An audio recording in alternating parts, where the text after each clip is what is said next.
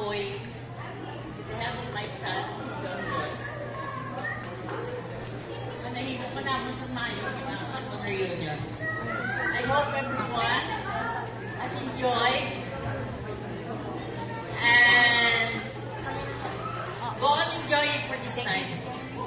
Maybe tomorrow again. Okay?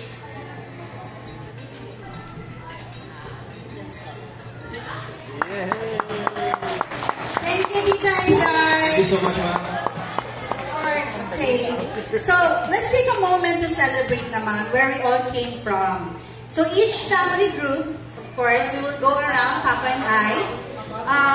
We'll have the chance to introduce yourselves. Just your names and how you're related to Lolo and Lola. So, many of us po, no, like from sa aking mga pamangkin, hindi pa po talaga nila kilala, no, yung first generation, second generation. So, this is a very good opportunity for the younger ones to really know kung ano po yung pinanggalingan nila. So, this is our role po, no, kami, sabi namin sa kanila, they will always be reminded yung kanilang ancestry, no? So, we are a very big family and we really hope, no, that hindi lang po siya dito nagtatapos, but of course, in the next generation, sila po yung magko-continue how we practice this kind of gathering, family reunion. So, Max, let's go. Let's do it. Let's go. So, I'll be here.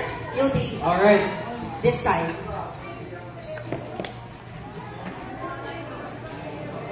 From the eldest. Okay, let's start from Lola Margie's. Lola Margie's. Where is the Hereza clan? Please raise your hand. Hereza clan. There you go.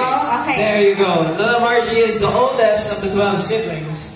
Can we pick one representative? Mama Annabelle, hello. I understand you came all the way from Manila.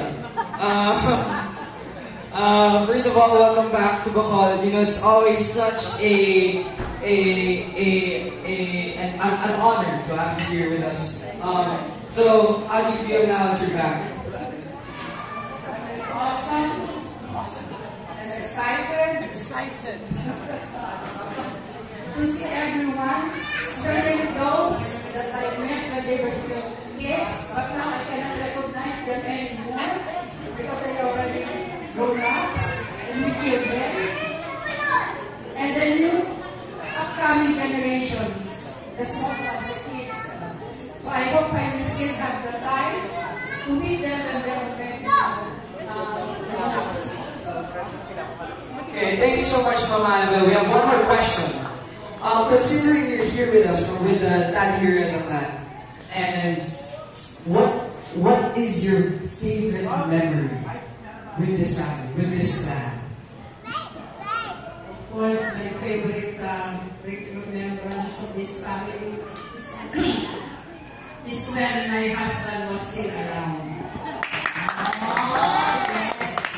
Because he's always been the life of the party and the favorite of the family. He's loved, much loved, and respected by everyone. And he always makes everybody laugh because of his humor and wit.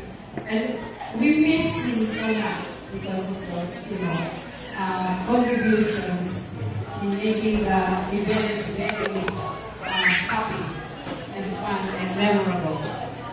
Hey, thank you so much.